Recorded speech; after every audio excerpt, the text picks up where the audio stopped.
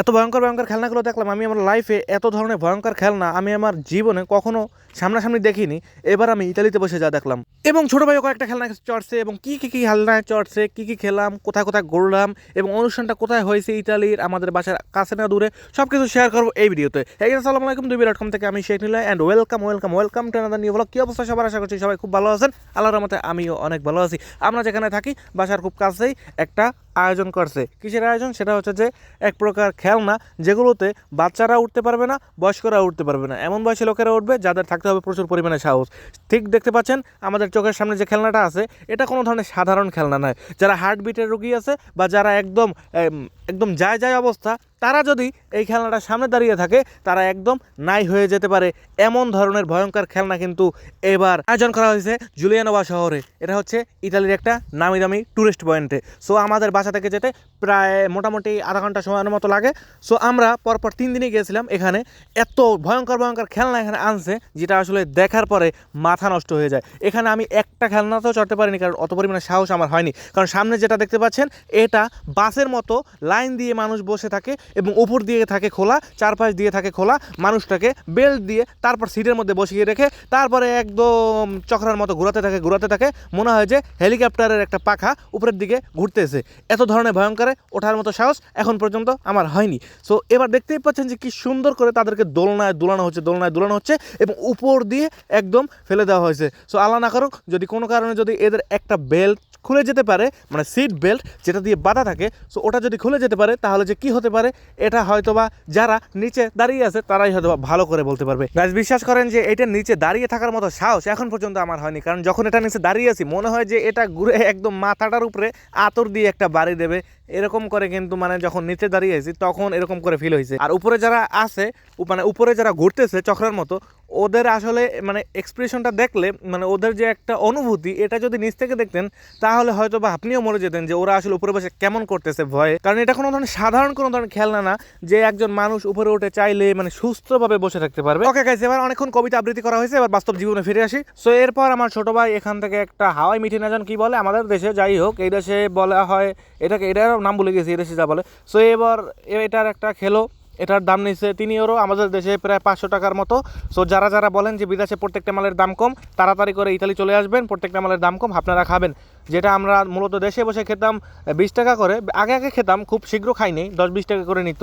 ওই বড় বড় মেলায় যখন যেতাম, বা ওই যে ওই 16 ডিসেম্বর 21 ফেব্রুয়ারিতে, তারা এক ধরনের সাদা লাল দুইটা নিয়ে বসে থাকতো। মাগার এই একটা ডিফারেন্স হয়েছে এইটা যে ইতালিতে যেগুলো রং ব্যবহার করে এটা একদম মানে বাচ্চারা যদি খায় তাদের আসলে কোনো ধরনের ক্ষতি বা একজন বাচ্চা অসুস্থ হয়ে যেতে পারে এমন কোনো ধরনের খাবার দাবার ইতালিতে কখনোই ব্যবহার করবে না। আর আমাদের দেশে যেটা খাওয়ানো হয় ওইটা খাওয়ার পরে দেখা যায় যে মুখের যে রং আছে ওইটারে যদি হারপিক দিয়েও দেওয়া হয় তারপরেও মুখের এই রংটা যায় না। বাচ্চাদের বিভিন্ন ধরনের অসুস্থ, ডায়রিয়া, আমাশা, কলেরা, সর্দি থেকে শুরু করে আরও নানান ধরনের রোগ হতে পারে। বাট ইতালি না, শুধুমাত্র ইউরোপের যে কোনো দেশে যদি কোনো ধরনের রঙিন কোনো খাবার, কালার আলা যদি কোনো খাবার খান তাহলে বাচ্চাদের কোনো ধরনের ক্ষতি হবে না, এটা তারা 100% নিশ্চিত দিয়ে দেবে। সো এটাই হচ্ছে ডিফারেন্স বাংলাদেশের খাবারের সাথে ইতালির খাবার।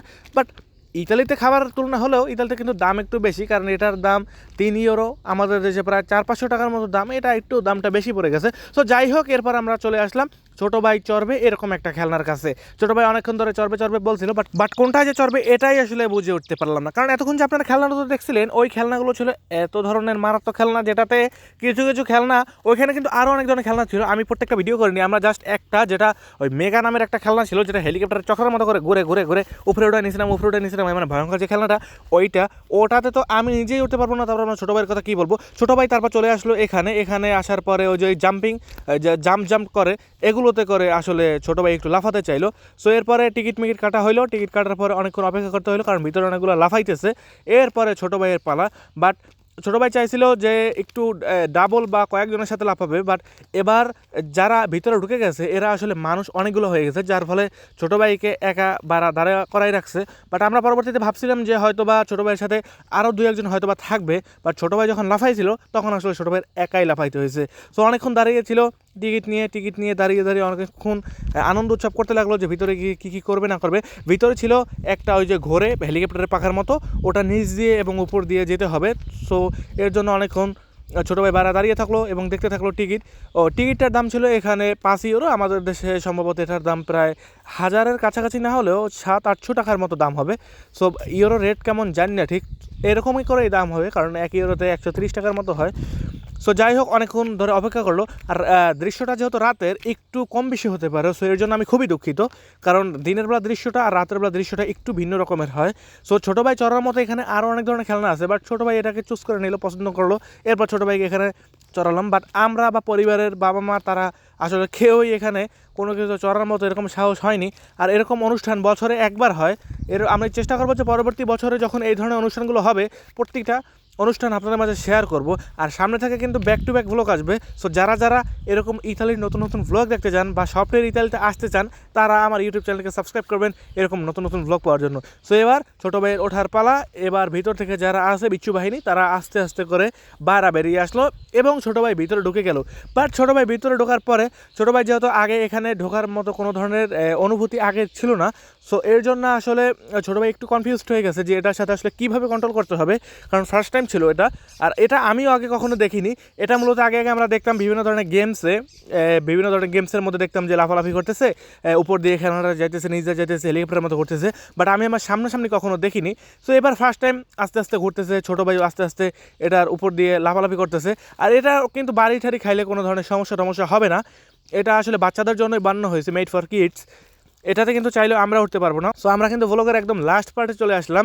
ব্লগের আরও কিছু কিছু পার্ট দুইভাই.com যেটা শর্টস আপলোড করা হয়, সেখানে কিছু কিছু শর্টস আপলোড করা হয়েছে। সো যারা যারা দেখতে চান তারা সেখানেও যেতে পারেন, আর না দেখতে চাইলে এই ব্লগটা কন্টিনিউ করতে হবে এখানে। সো আমি প্রত্যেকটা খেলনা ভিডিও করতে পারিনি বা প্রত্যেকটা স্থান ভিডিও করতে পারিনি, আপনাদের মাঝে জাস্ট শেয়ার করলাম যে আসলে কী ধরনের অনুষ্ঠান হয়েছে বা কোন ধরনের খেলনা এখানে আনা হয়েছে, এই ধরনের একটু অনুভূতিটা আসলে শেয়ার করলাম। সো দেখা হবে হয়তো বা পরবর্তী কোনো নতুন ভ্লগে। সামনে থেকে গরমের সিজন আসতেছে, নতুন নতুন ভ্লগ আসবে, নতুন নতুন স্থানে যাব।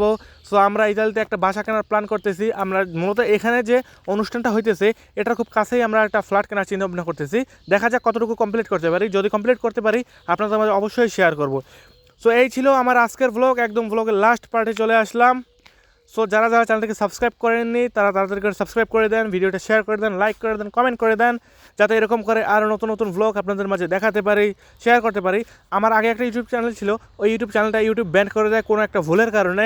সো এরপরে ইউটিউব চ্যানেলটাকে উঠাতে আমার আসলে অনেক ধরনের কষ্ট এবং স্ট্রাগল করতে হয়। সো জানি না কতটুকু আপনাদের সাফল্য অর্জন করতে পারি। সো এই ছিল আমার আজকের ভ্লগ, দেখা হবে পরবর্তী কোনো নতুন ভ্লগে। সবাই দোয়া ও ভালোবাসা রাখবেন আমার উপর। দেখা হবে পরবর্তী ভ্লগে, সবাই ভালো থাকবেন, সুস্থ থাকবেন, বাই বাই।